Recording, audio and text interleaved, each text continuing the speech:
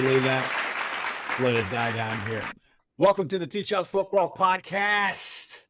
I'm Chad Wilson with a black eye. That's Emil Calomino.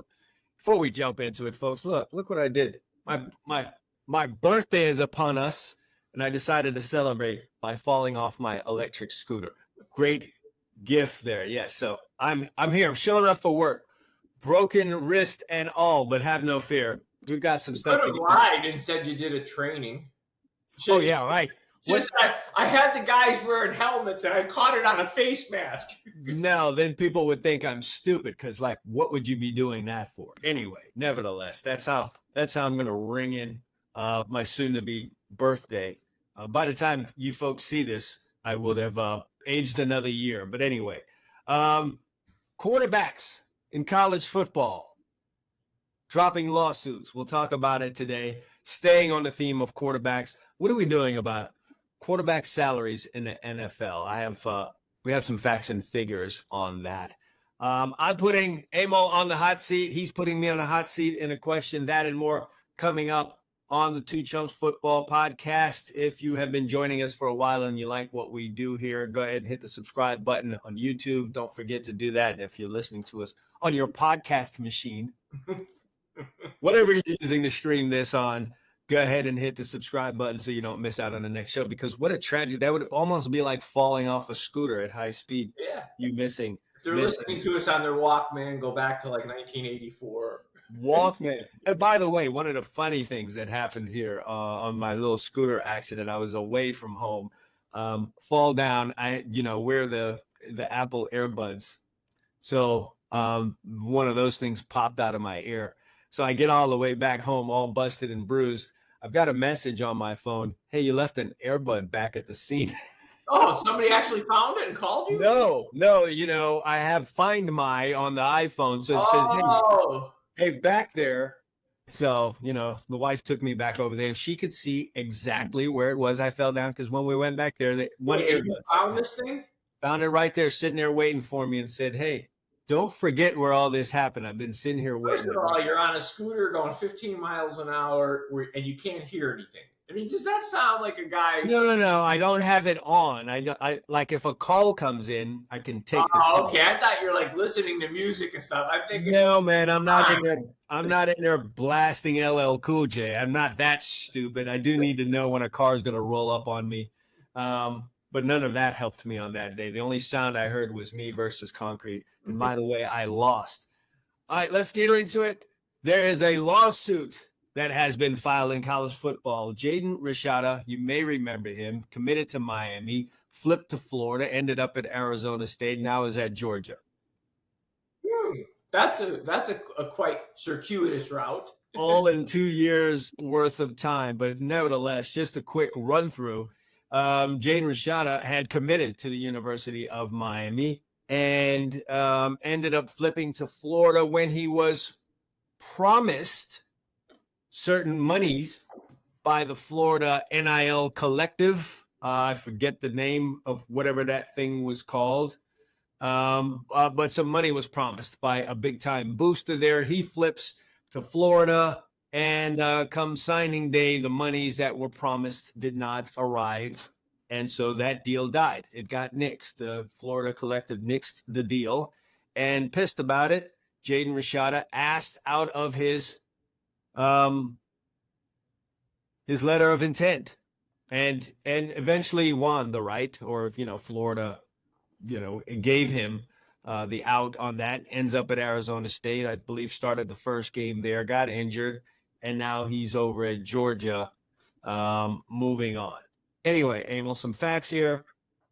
Rashada was promised, and these are all alleged. Now, we don't have anything really actually on paper. No, I mean, it's not like anybody sent an email.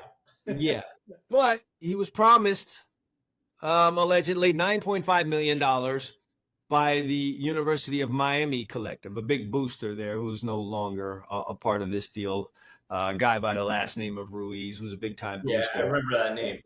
Yeah, he's out. I believe Life Wallet is his company, run into financial trouble, so the money got short, and so he's out of the deal. But anyway, while things were running good, apparently promised $9.5 million from the University of Miami. Here comes Florida and their collective, backed by a big-time millionaire booster by the name of Hugh Hathcock. Sounds like a John Grisham novel. It really does. Yeah. I guess in the automotive industry, I guess owns some dealerships, and promises initially 11 million, sweetens it up to 13.85 million. And of course, that would be enough to sway you or I. So he flips to Florida, and we get all the way close to signing day, and money that was supposed to be there wasn't there. He was supposed to get like 500,000 up front. Didn't happen. And there was a whole back and forth. Rashada was holding out on signing his letter of intent because, things weren't moving the way that they were. Apparently, all that he got was 150,000, and that 150,000 was in large part supposed to pay back apparently 125,000 received from Ruiz and Miami. So here's 150 grand. Go pay that guy back while we pull things together. I don't know the reason for the deal falling apart. I'm going to suspect that they couldn't come up with the money. They bit off more than they could chew.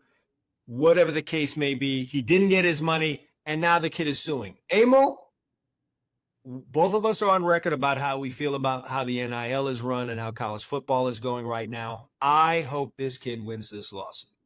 That's my hope.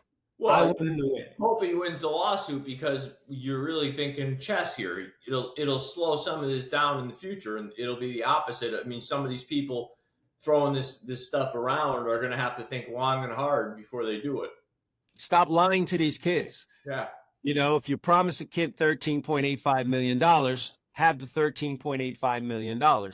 We could go on and on about whether or not they should get that amount of money, whatever. But if that's what you're promising a kid, then deliver on that, and let's stop playing around with them and saying one thing and then doing another. We've got enough of that going on in college football. We've got enough of adults doing that to quote unquote kids. So I hope the kid wins, and that at least slows down, like you said. It's not going to put an end to it. How absurd do these numbers sound? Think about what you're saying. That was the first thing that caught me. 9.5 million. Holy smokes. That's better than a lot of rookie deals that are out there. Better than most, I would think, most rookie deals. Yeah. And when I think about it, I was running through some numbers for the NFL quarterbacks, which we're going to talk about later on in the show.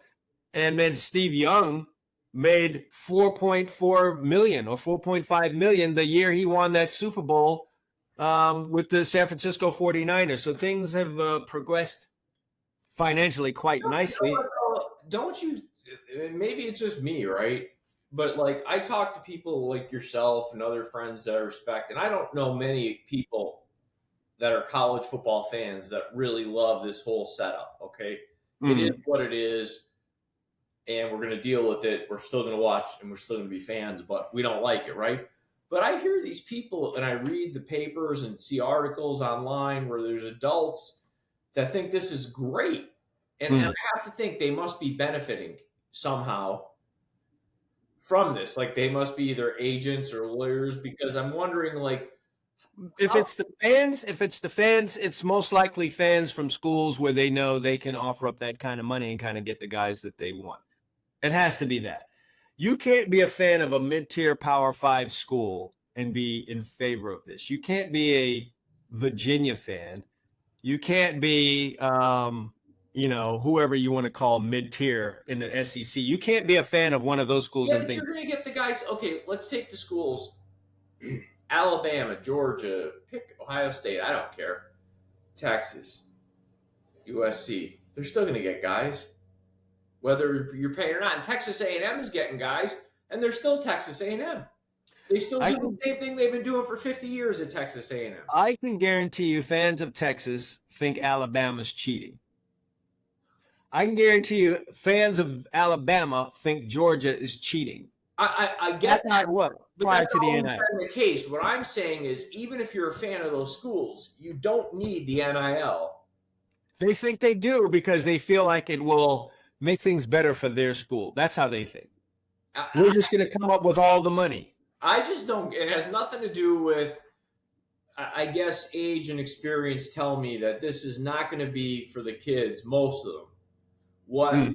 it's being presented as. Most of them are not going to walk away with enough money to change their life. And if they're stars, most of them are going to get that money anyway. Like Caleb Williams got a lot of money in his last years at USC. He's 2 years there. Mm. He's getting a lot more of it now. He was going to get it all along. It was never going to matter. I could think of in a case like a guy like Spencer Rattler, right? You come in, you're a number one top rated recruit. You come in, you get yourself an NIL deal that is, let's say it's similar to what Rashada got, and they actually deliver on it. So you're in school 4 years, you get $13.85 million. I don't know what his salary is going to be, Spencer Rattler, for where he was picked up in the draft. Fourth, fifth round, something like that. Yeah, it's not going to be that. And then your chances of becoming a full-time starter, aka franchise quarterback in the NFL, is very slim. Like, things need to happen for you for that to happen. So for a guy in that case, yeah, I banked on what I was bringing to the college game, and it didn't pan out for me in the NFL. So I made some good money. Let me hit you with a stat and ask you why you think it would be any different. I think I sent you an article earlier, whether you read it or not. Charles Barkley talking about most professional athletes, 78%, are broke within 3 years of ending their career. Yeah. So why would a college kid be any different? So in the end, they're not going to have a degree. Most of them, they're probably not going to have the money.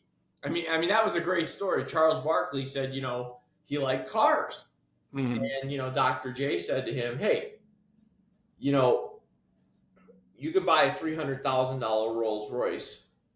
You can buy an $80,000 BMW or Mercedes, or you can buy a Kia.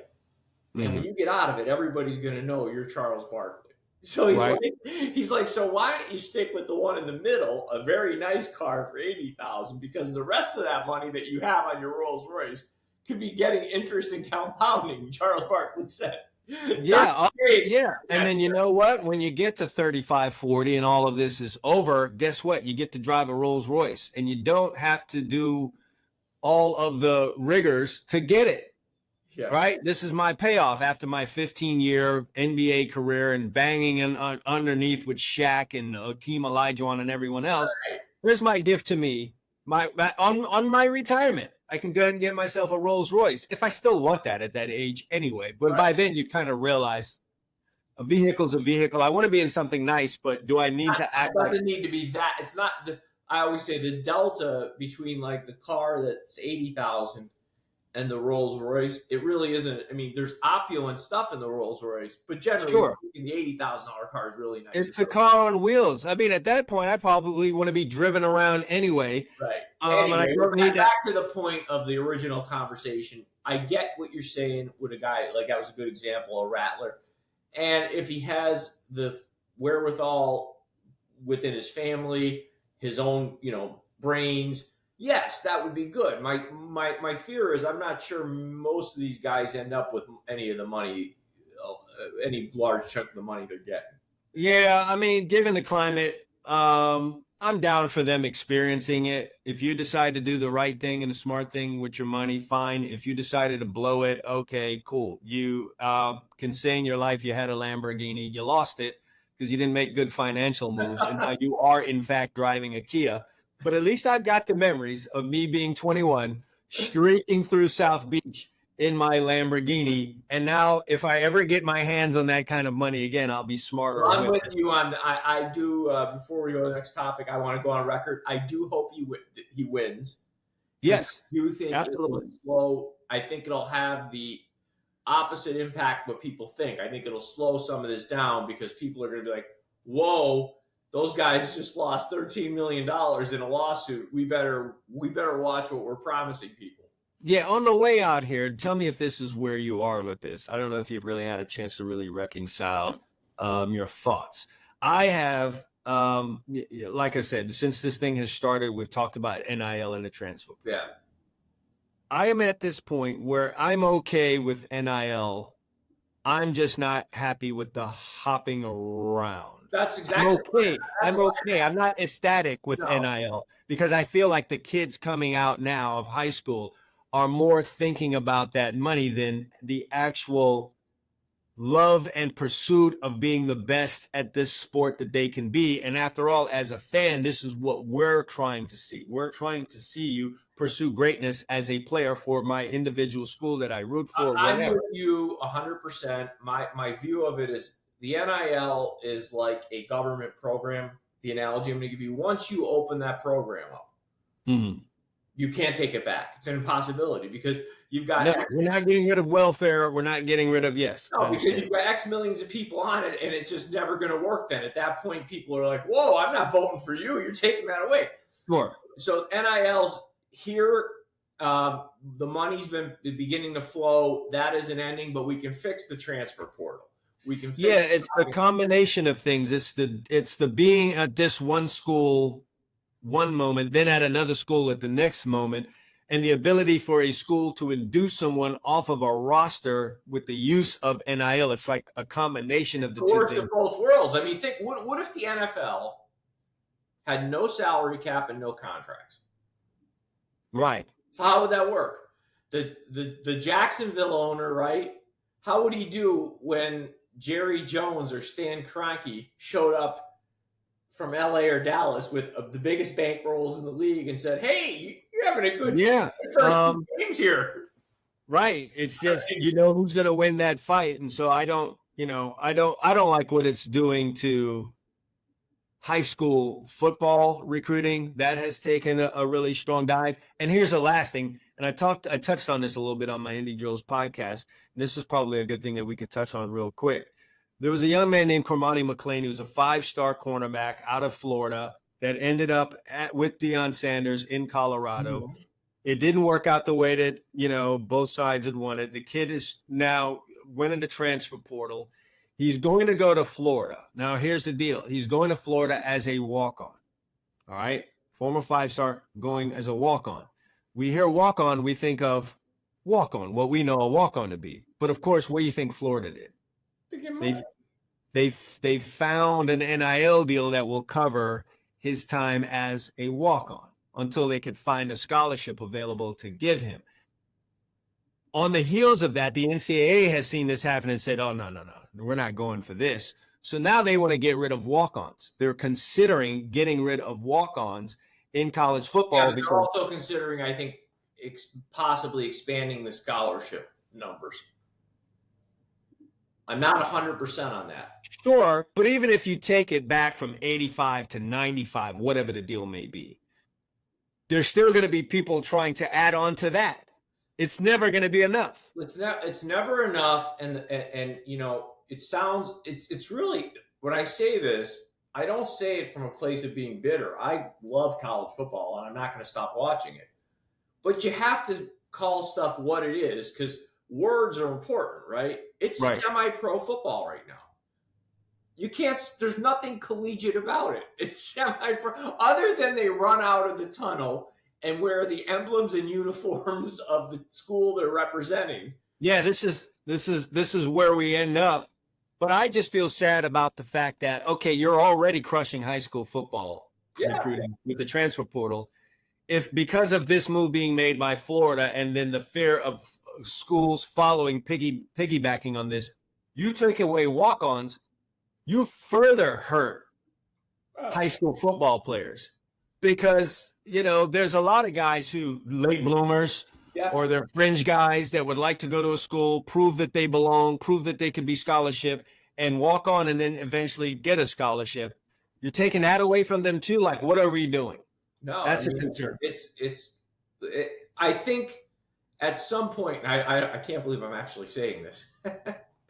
The Congress is going to have to help legislate something to give guidance to what's legal and not legal here, because we have lawsuits flying. There's a lawsuit right now with the back pay and the NCAA that the conferences are settling billions of dollars. It's going to get it. Not going to. It is the Wild West. So there needs to be some guardrails set up and some parameters. put in place. And I guess the only way you can do that is at the federal level at this point. Yeah. So, um, as always, we'll have to see how these developments, I unfold. want to hear. I'm just sitting here waiting to hear what you have to say about QB salaries in the NFL. You kind of got me. No, Yeah. listen, folks. I don't know what he's going to say. We don't plan this. I'm just trying to figure out what you're going to say about this. Hey, look, Emil, I've kind of been on this for a minute. It's gotten completely, in my mind, out of control. NFL quarterback salaries.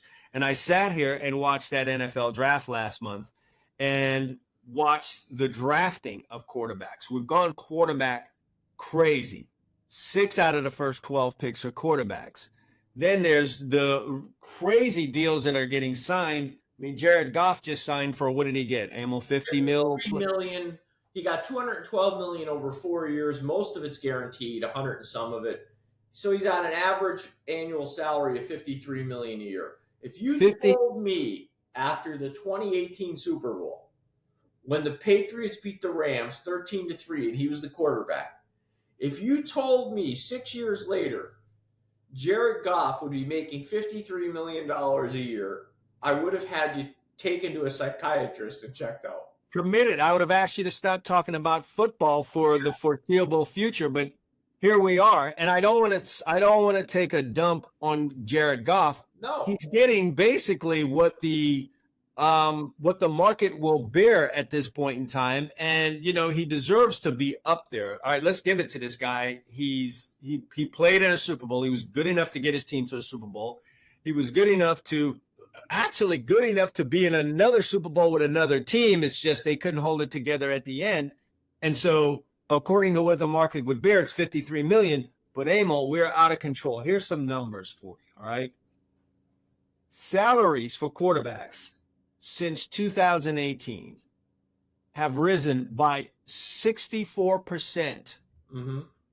Annual, what they're making annually, have risen by 64% since 2018, since Jared Goff lost that Super Bowl. And I think they scored they score 2.5 points in that game? I don't remember. Pretty much.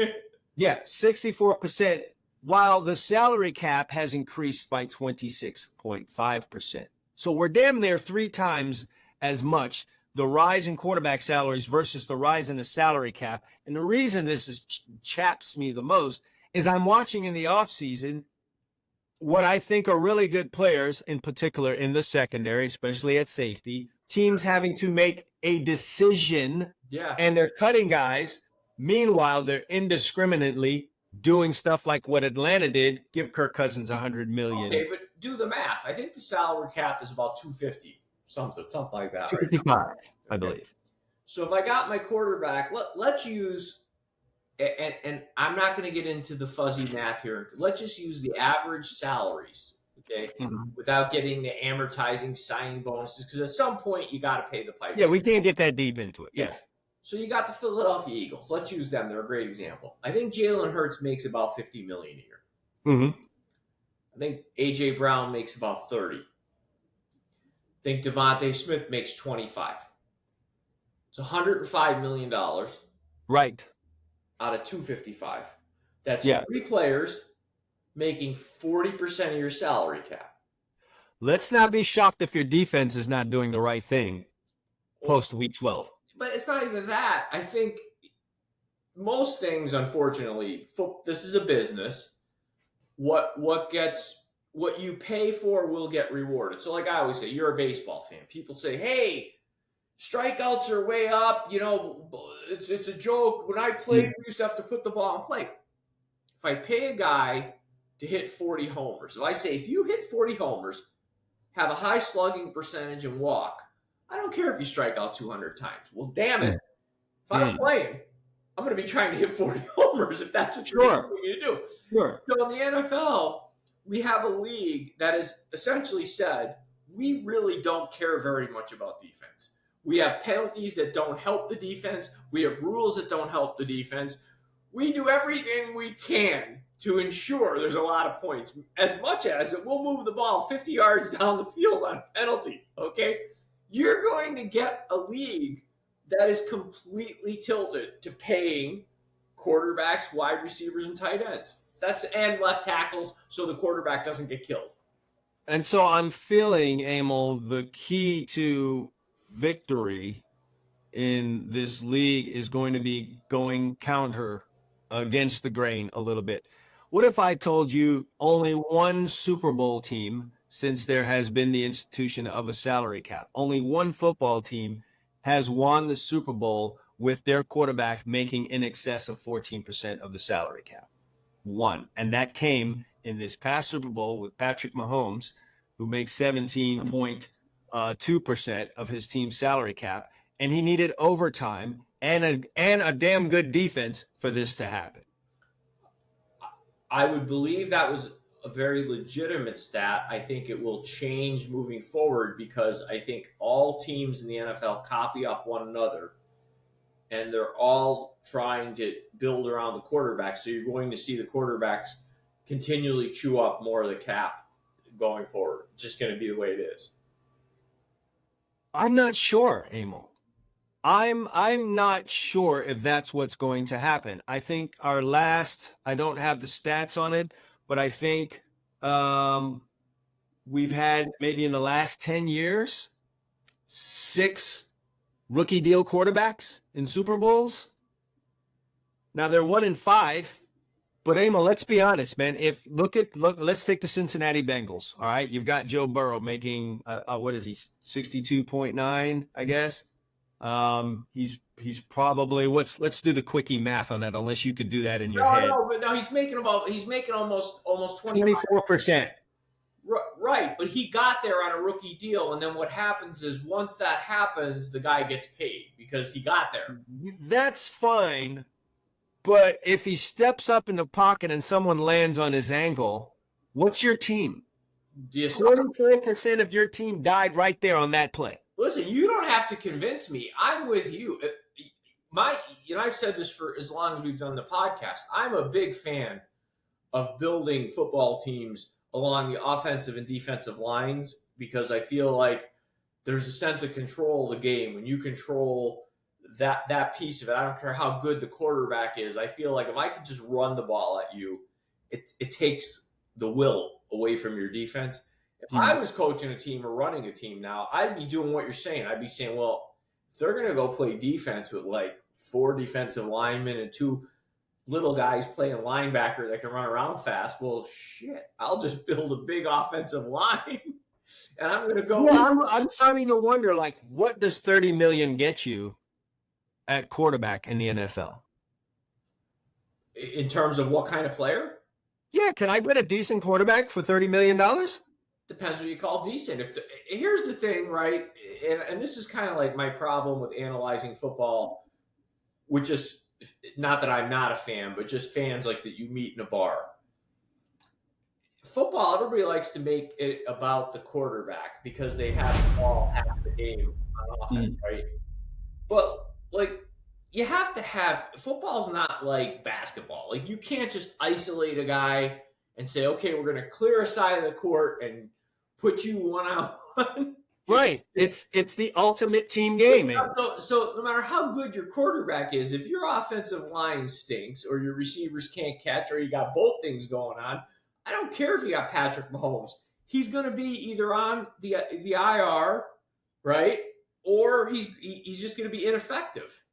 Here's the next thing, Emil. All right, you're an owner of a team, and you're paying your quarterback, 24% of the salary cap. That means I need to protect that investment. So my left tackle needs to be one of the best. So I need to type a lot of money in the left tackle. By the way, for me to get the most out of this guy making 24% of the cap, he's got to have some weapons. Well, that's what I just said. So what are we doing? So this is me, strategy me now. Yeah. Strategy me putting my hat on. I know I can't roll out there with a BS quarterback. But if I can get a decent quarterback at $30 million, and in a minute now I'm going to tell you what kind of quarterback that gets me, and I know I'm going to be going up against teams who are featuring a defense that's about 30% of their cap out there, I think I can do pretty well with my $30 million quarterback against that on defense. If you look, what does Baker Mayfield make? And it's interesting you bring him up because he's in the 30 million club. Aaron Rodgers, let's throw him out because he did the deal a while He's ago. already got his money. 30 million is going to get you. Here's what it'll get you in the NFL. Derek Carr, Baker Mayfield. Let's say Geno Smith because he's at 25. Yeah. Emil, I'm a Geno Smith fan. So I know if I can build a pretty good defense, I got a solid running game and some weapons. Yeah. I can win with Geno Smith. Sure you can. I don't need to jump into the Jalen Hurts, Kirk Cousins world where I don't know what I'm going to be able to put out on the field as a defense.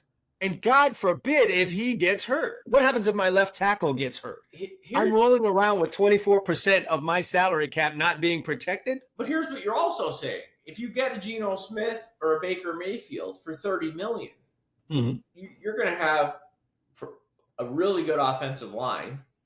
Right. You should have some pretty good receivers and a solid defense. So again, to your point, you're going to have a more complete football team. Sure, is Patrick Mahomes this much better than Baker Mayfield? Yes, but you're this much better every place else, in theory. Yeah, of course. And that's kind of the way I feel like. I think a lot of these GMs, the first ones that start to break out and say this is crazy, and somebody's got to do it. Somebody's got to do it. So we're supposed to have a hot topic question. I think I'm nixing the question I had for you, and I'm switching it to something else. Okay. Because it's time for your hot button question. You ready? Okay. Are you ready? Because I have a feeling you're stealing mine, but go ahead. Well, there's no way, Emil, it's the same exact question. Okay. You are the owner of the aforementioned Jacksonville Jaguars. Right. Your quarterback that you just drafted several years ago that everyone loved, whatever, and has, he's a franchise quarterback, is coming up, and he's just looked at the Jared Goff signing and says, I'm going to need $60 million. Are you signing Trevor Lawrence for $60 million? Well, and if you're not, what's going to be your alternative? It's ironic that you asked me this because essentially I was going to ask you the same question, so I'll spit it out there. I was going to ask you essentially, will Dak Prescott get a new contract in Dallas? If so, what will the average annual value be? Or if not, who will sign him? So essentially we're asking the same question with different players. So let's answer it, but I think they each have a different answer, right? Okay. Answer that Jacksonville question. For Jacksonville, and I'm not trying to be a jerk here, the profile in the league is very low. Okay. You're almost expected to fail in Jacksonville. And if you succeed, it becomes a nice story. You're almost like the team mascot sort of story. Okay. So in lieu of a quarterback who's accomplished something, if I'm Jacksonville, I'm just not paying that. Like now, if Trevor Lawrence had them to like 3 AFC championship games and a Super Bowl in that time, I would say, well, of course, he's the face of your franchise. He's had success. You're on a good run of Jacksonville Jaguars football. You got to pay him. But that's not the case, okay? He's not on that run. I think they've been, I know they had the playoff game with the Chargers, okay? But other than that, you remember what they had to do to win that game? Other than that, like the next year they came back with high expectations. They did nothing. He's a solid quarterback, but he's not $60 million a year. Okay. So I'm not paying that if I'm Jacksonville because it's partially the situation. Okay. And I'm going to let you obviously take a shot, but since I'm answering the Jacksonville question, I'm kind of going to pay Dak Prescott because I think as much as the media and some fans like to go after him, his pedigree in the NFL is substantially higher than Dak Prescott, than Trevor Lawrence. Explain that. No matter what you want to say, we make ourselves in this society about, well, if you don't win it all, you're a loser. That's just the way Americans tend. Oh, you got the silver medal in the Olympics. You're a loser. Sure, if I'm a Cowboy fan, do I want the Cowboys to win the Super Bowl? Yes. But the bottom line is one team wins it every year. That's it. Dak Prescott's gone. They're 36-15 the last 3 years. He was second in the MVP voting. You can't compare what he's done in the NFL, his overall record. It's a lot better than Trevor Lawrence. And number two, what is Dallas's alternative? Because these are the Dallas Cowboys, the New York Yankees, the Notre Dame Fighting Irish, the Los Angeles Lakers. There's certain franchises you can't suck. If you suck, it's different. So, All right, so I think I get where you're going with this. And your question to me is, would I re-sign Dak at 60, or how much would I sign? What's the actual? more of mine is, I don't care what you would do. Now, I do care. You can tell me, but will he get a new contract with Dallas? If you say yes, what do you think it will be? Average annual salary. And if not, who signs him? I think Dak Prescott, that's going to be the thing. But I think Dak Prescott, if he duplicates the year that he had last year, which would be a disappointment for you and any other Cowboy fan, would get another contract. And Emil, I would say 58 million.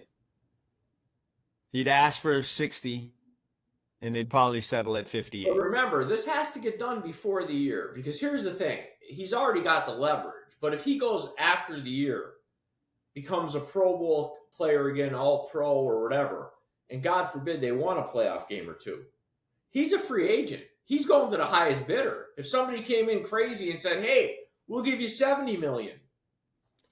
I would actually roll the dice. Would you? I would roll the dice and say, listen, prove it. I'd be willing to pay your price or more than I was going to originally have to pay if I did this deal now. Give me another year to see it, prove it. I want to be really, really sure. What you're really trying to say is you're almost like the guy, like when you do a trick, right? You go bet against your own team with the bookie because you figure, hey, if they lose, while my weekend is sort of ruined, when I get paid by the bookie on Tuesday, I feel a little better. You're almost saying, if you win me the Super Bowl, Dak, I'll give you $65 million a year. I don't care. Not even that, Emil. Think of the euphoria if Dallas just wins a playoff game. Think of the euphoria if Dallas gets to a championship, to the NFC championship. You don't even win it. The euphoria. There would be such a feeling of you're close. Yeah. We're almost there. And I'd pay Dak 65 million. But if we get bumped out again, right in the same place that we did before, I'd say, hey, look, I know you like being a Dallas Cowboy quarterback. I know you love it here. You're comfortable with this team, and we all know what it means to be quarterback of the Dallas Cowboys. The endorsement deals that come along with it, if this is about money, we know all of that. And then your post-life career, please look at the last two quarterbacks that played for us and see the kind of money that they're making. $50 million, and you can be very comfortable.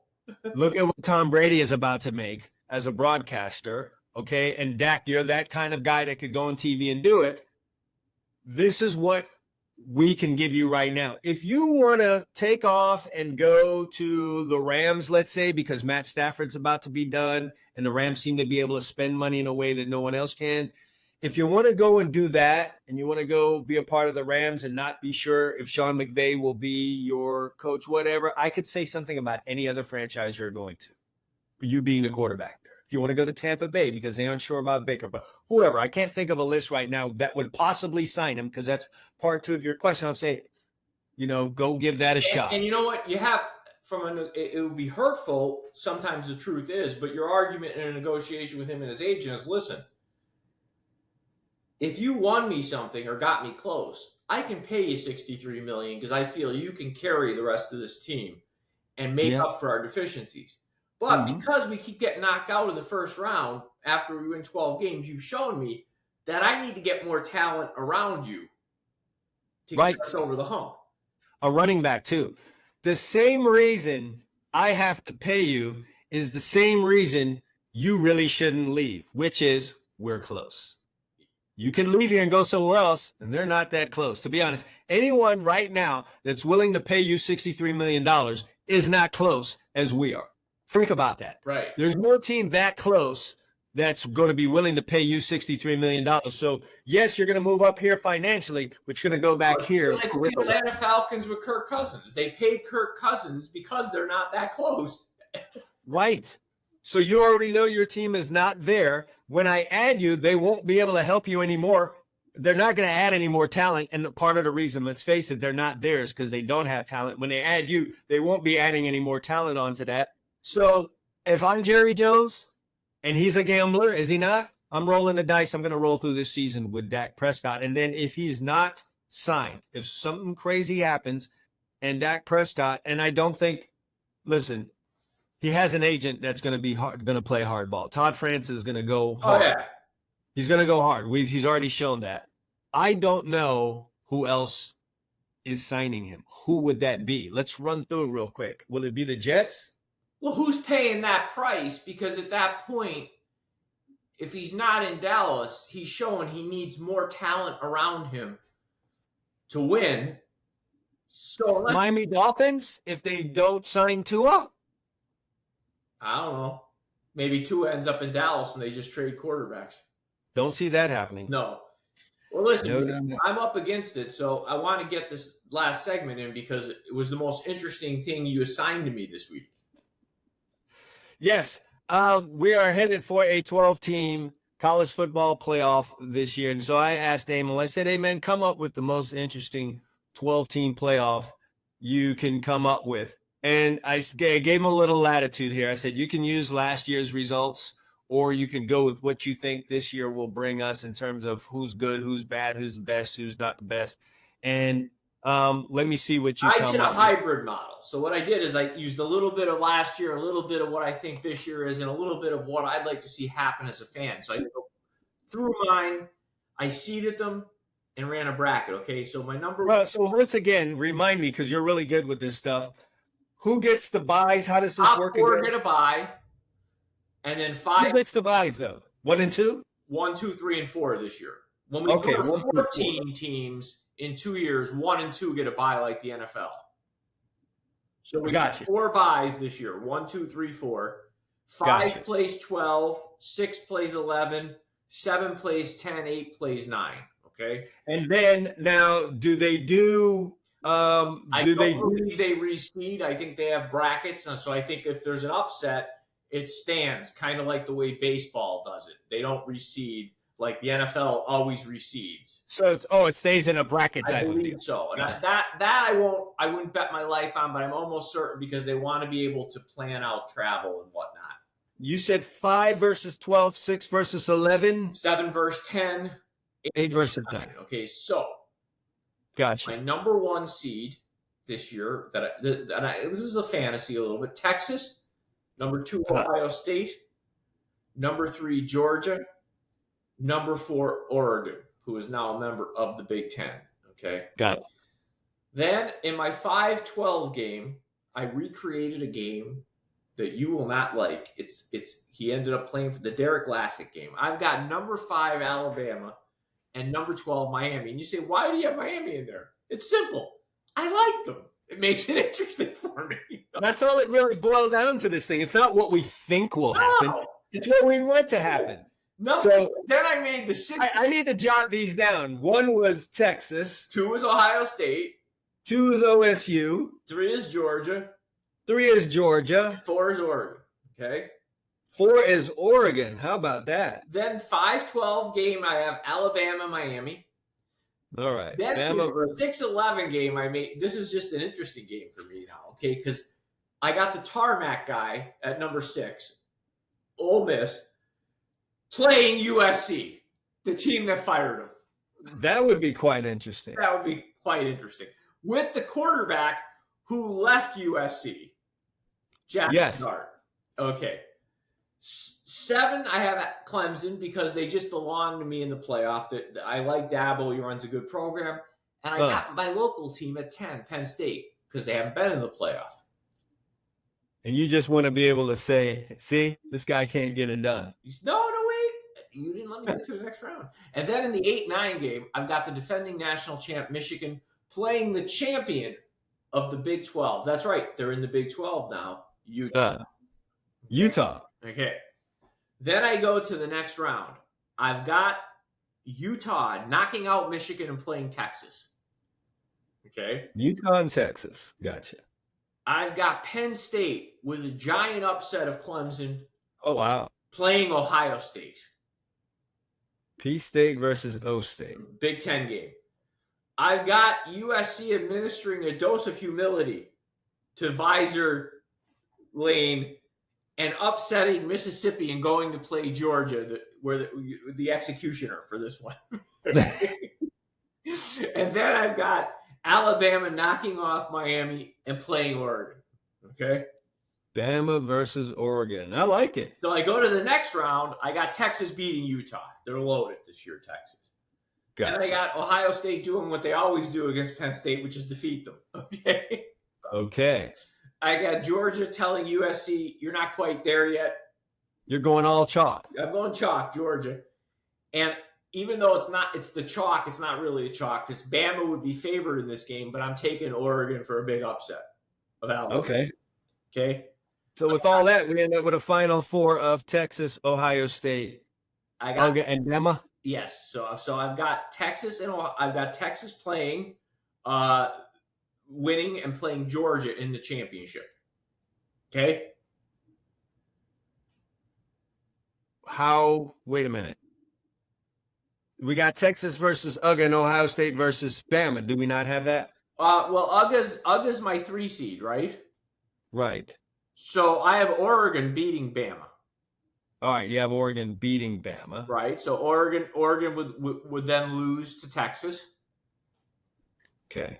And then I have Georgia beating Ohio State, and I've got a really nice Texas-Georgia final. That's like a Sugar Bowl from our childhood one year when Texas needed to win it, and they didn't. Okay? Kind of sweet, Emil. I didn't go into the brackets. I got Texas winning the whole thing. Now, do I pick that now? Not necessarily, but I like what I did. Not a bad deal. I went this, and I'm going to share some thoughts. All right? I did keep I kept your school out of this. Okay. Because I'm their defense pissed me off. Mm-hmm. Which, by the way, Emil, I just want to let you know this. This is probably something I'd normally tell you on a regular phone call or a text. But I've been able to get my hands on some all 22 coaches copies of 2023 football games. And I've decided I want to watch USC's defense. Uh-huh. My friend, what an abortion. Oh. Just from competitive excellence to technique to what the hell did they just guys call? Not in the right spot, guys covering grass, guys not making any effort to tackle. Listen, you don't need to be a coach. You can just listen. WTF was the prevailing opinion on many plays. Anyway, I had a seed like this. Georgia 1. Okay. I had OSU 2. Okay. I had who's my 3? Texas. Okay. No, my 3rd was Michigan. 4 Alabama. 5 Texas. 6 Ole Miss. Okay. 7 Notre Dame. Okay. Because you got to have Notre Dame in everything. Fair enough. I left them out. I don't need to see them. 8 Florida State. Okay. 9 I went with who's my 9 on this thing? Number 9 I've got Oregon. 10 Miami. 11 Arizona. Okay. And number 12 Emil, because I want a college basketball field of 64 kind of field, a Liberty, but you could insert a team of that ilk because we know this year someone's going to do kind of what Liberty did. Why Arizona? They don't even have the same coach. I love that quarterback. You put me onto him too, I by the way. did. I You saw did put it me onto after he him. shredded USC in a game that USC somehow won last year. I said to you, listen, I know the defense is a joke, but the quarterback from Arizona is for real. Yeah, my thought process, Emil, was I could just go jam pack this thing with a bunch of blue bloods, which in that case I would have thrown USC in there instead of Arizona. I could have done that. Hey, look, if it's not Arizona, I think it would be completely wild to see Colorado in that 12, just because of all the talk. It would be so Well, wild. I just completely packed it with the stuff that Emil wants to see. You said to me, you can do whatever you want. So No, absolutely, and I'm not faulting you for your I mean, field of 12 that you I put together. elevated Miami and USC to the playoff. It's like, okay, they're in. Listen, but if we are just looking for chaos, or we're looking for meaty stories, or for just a circus, put a Colorado in there. Or I think it would be interesting to have a team like Arizona in there that is not a dominant team, but a quarterback that could cause problems. Could they pull an upset? Could Arizona actually come in here and knock off of what would it be? My number 6 team here would be, my number 6 is Ole Miss. Let me tell you before we roll, because I'm up against it today, but I want to say something on the playoff, because here's what I think is going to transpire with this, and maybe you disagree with me. I think the first year or two, we're still going to see a lot of chalk. The teams that will roll and are still going to probably make it through to the Final Four most of the time. I don't think we're going to see upsets the first couple of years, but I do think as this progresses, it's going to expand and dilute the talent across in a good way across college football. And as we get a couple of years into this, we're going to start to see the 11-6 upset or the 12-5 upset. And you're going to see a team that's a 9 seed get to the final. When you say dilute, let me make sure we're on the same page. Why would it be diluted? When Because I say diluted, I mean instead of 80 of the best players all being at Georgia, it might be 60, and 20 of them are going to go someplace else. Because, like, hey, I don't have to play at Georgia. I'm to get in from Georgia. I can get in the playoff, and I live in Kentucky, so I want to play for Kentucky. That's if that kind of stuff is mattering to kids anymore. But sure, I feel you. Yeah, and Kentucky's going to give me some money too. God bless them. You know, the boosters in Kentucky, however many of those they are. Yeah, I'm not mad at your 12, but in putting this together, it's like, yeah, why not throw a couple of, to be honest, let's think about it. An Arizona Ole Miss matchup would be fun to watch.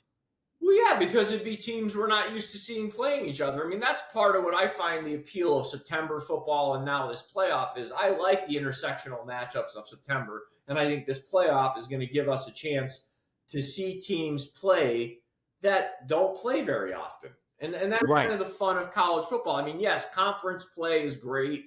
We have rivals, and everybody likes their rivalries, but it is fun to see a Texas play a Michigan in September or an LSU play a USC. There are games you don't see. I mean, that's part of the fun of college football. So I'm not going to go into predictions of wins, but how mine would set up based on a bracket, just your first round games.